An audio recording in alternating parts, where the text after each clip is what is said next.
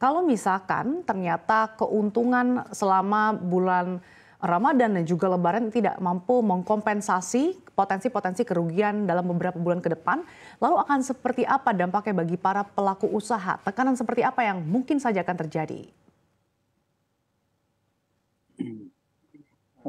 Pertama yang kita khawatirkan adalah mengenai hedging, biaya hedging akan tinggi, itu yang pertama.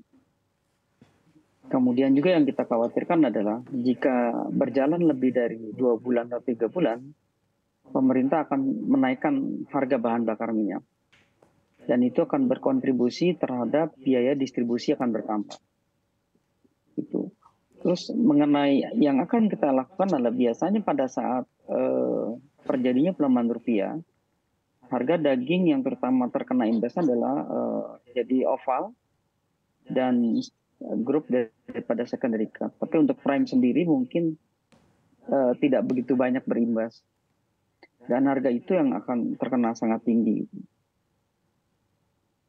Yang khawatirkan justru karena di sektor secondary dan oval ini adalah konsumsi masyarakat, sementara daya beli lemah, otomatis dia akan sangat rendah sekali untuk permintaan. Itu yang kita pikirkan.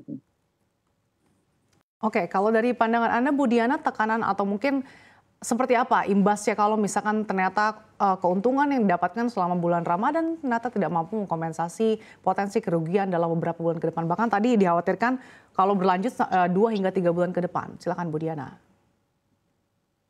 Ya, kami mengkhawatirkan sekali bahwa akan terjadi pengurangan tenaga kerja bisa terjadi untuk teman-teman di pebisnis daging ini.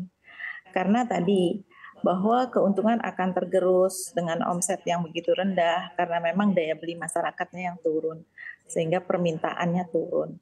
Sudah terasa bukan cuma di tahun 2024 ini, di 2023 saya selalu teriak-teriak, kebetulan saya Ketua Kadin DKI Jakarta, bahwa memang daya beli masyarakat turun sekali. Dan khusus untuk bahan pangan yang biasanya mereka mengeluarkan nilai rupiah itu per day-nya misalkan 100.000 itu bisa terkoreksi sampai 30%. Nah, ini yang membuat bahwa pasti pengusaha-pengusaha di bidang pangan berusaha untuk paling tidak minimal menjaga cash flow-nya. Kemudian tidak mengurangi PHK. Kemudian juga bagaimana bisa survive sudah bagus. Nah, ini yang saya mendapatkan informasi dari teman-teman. Sekarang bagaimana berusaha untuk bertahan dengan kondisi yang ada. Ditambah lagi sekarang kondisinya adalah berpengaruh sekali dengan nilai tukar dolar karena kita banyak impor untuk khusus di sapi, baik itu sapi hidup maupun dagingnya, itu kita import semua.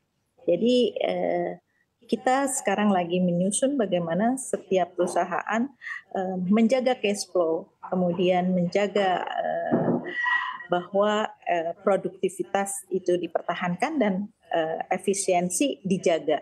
Itu Mbak, untuk mengurangi terjadinya PHK. Oke, selain menjaga cash flow dan juga melakukan efisiensi, langkah antisipasi seperti apa yang dilakukan Pak Suhandri untuk mengatasi potensi dampak pelemahan rupiah ini? Meskipun tadi di awal Anda sempat katakan bahwa harus terlebih dahulu dipantau 1 hingga 2 bulan ke depan. Tapi tentunya ini menjadi kekhawatiran, tadi juga Bu Diana sudah sampaikan, apalagi daya beli masyarakat ini masih lemah. Ya, antisipasi pertama adalah teman-teman yang terus terang teman-teman importir daging ini rata-rata menggunakan listrik dengan biaya cold storage yang sangat tinggi. Kemudian itu yang kita khawatirkan bahwa volume yang kita impor itu lebih kecil daripada ketersediaan cold storage yang ada. Sementara biaya listrik ini pasti akan tetap. Artinya bahwa di samping dengan harga impor yang sudah akan naik, barang daging yang disimpan di kita yang berjalan juga harganya akan naik. Itu.